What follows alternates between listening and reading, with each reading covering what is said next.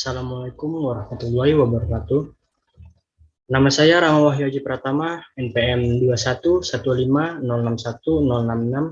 dari kelas Teknik Informatika A. Di sini saya akan mempresentasikan tugas dari mata kuliah Rekayasa Perangkat Lunak, yaitu materi kali ini berjudul System Development Methodology Model Process. Sebelum itu, saya akan menjelaskan sedikit apa itu System Development Methodology Model Process. Merupakan serangkaian aktivitas, tindakan, tugas, pencapaian, dan produk kerja yang berbeda yang diperlukan untuk merekayasa perangkat lunak berkualitas tinggi.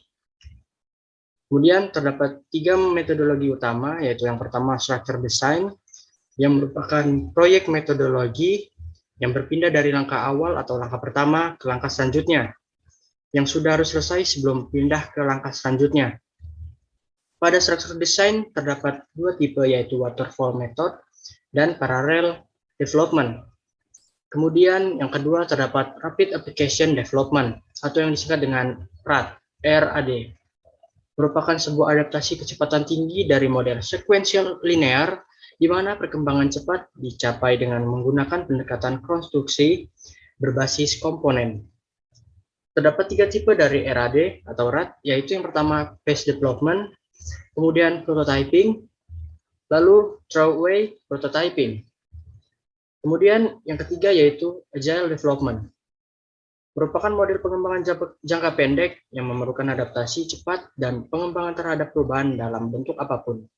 Terdapat 3 tipe, yaitu extreme programming atau yang disingkat dengan XP, lalu ada Scrum, kemudian ada Lean Development. Nah, di sini saya akan menjelaskan pokok-pokok dari masalah atau soal yang ada di V-Class, yaitu menjelaskan perbandingan software proses tradisional hingga modern, kemudian kapan saja model tersebut bisa digunakan, pada jenis perangkat lunak apakah model itu bisa diterapkan. Yang pertama terdapat model waterfall. Model waterfall merupakan metode pengembangan perangkat lunak tertua, sebab sifatnya yang natural. Metode waterfall merupakan pendekatan SDLC paling awal yang digunakan untuk pengembangan perangkat lunak. Urutan dalam metode waterfall bersifat serial yang dimulai dari proses perencanaan, analisa, desain, dan implementasi pada sistem. Model waterfall dapat digunakan pada saat kebutuhan untuk sebuah masalah telah dipahami dengan baik, dan pekerjaan dapat mengalir secara linear dari proses komunikasi hingga penyebaran. Situasi ini ditemui saat adaptasi atau perpanjangan dari sistem yang ada sudah terdefinisi dengan baik. Selanjutnya, model spiral.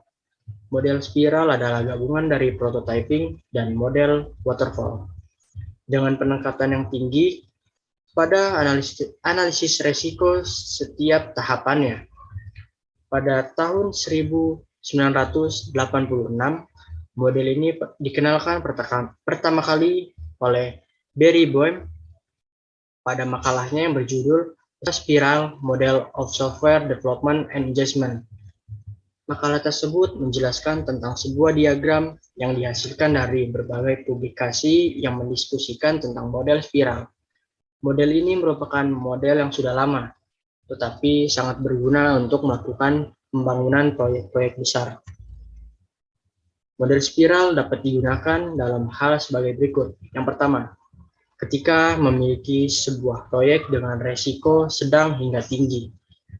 Yang kedua, komitmen proyek jangka panjang karena potensi perubahan pada prioritas ekonomi dalam perubahan waktu. Yang ketiga, lini produk baru harus dirilis secara bertahap untuk mendapatkan feedback pelanggan dengan cukup. Yang keempat, ketika penciptaan prototipe berlaku. Selanjutnya terdapat model Rapid Application Development atau yang disingkat dengan RAD, adalah salah satu metode pengembangan aplikasi yang kerap dipakai saat ini.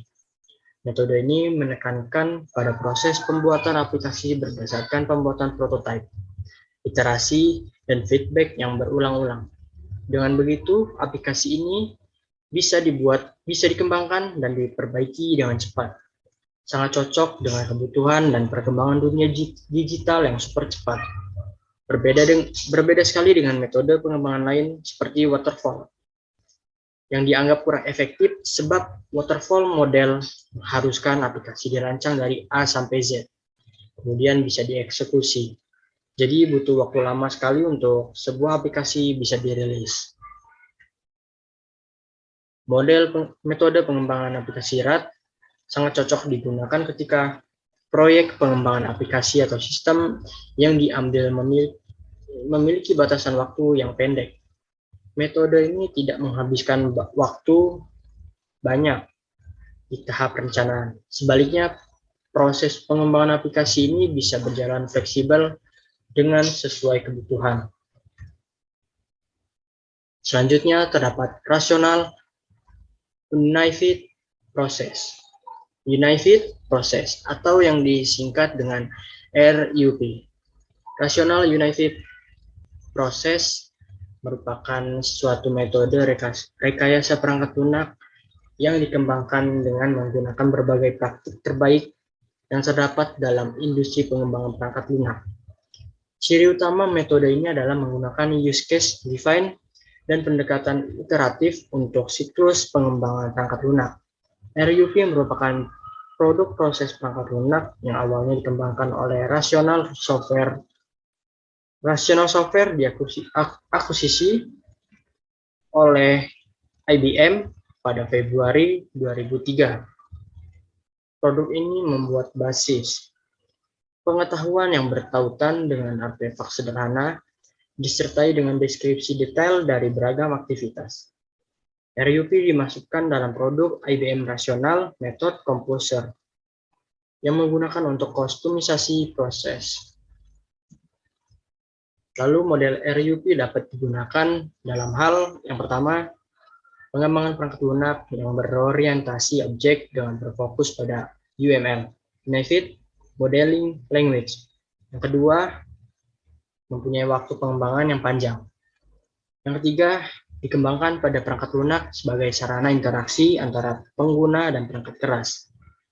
Yang keempat, mempunyai tim programmer yang cukup banyak. Yang kelima, pengembangan dan perubahan perangkat lunak berdasarkan kebutuhan user. Selanjutnya, model Scrum. Model Scrum adalah sebuah metode iteratif yang termasuk dalam metode Agile.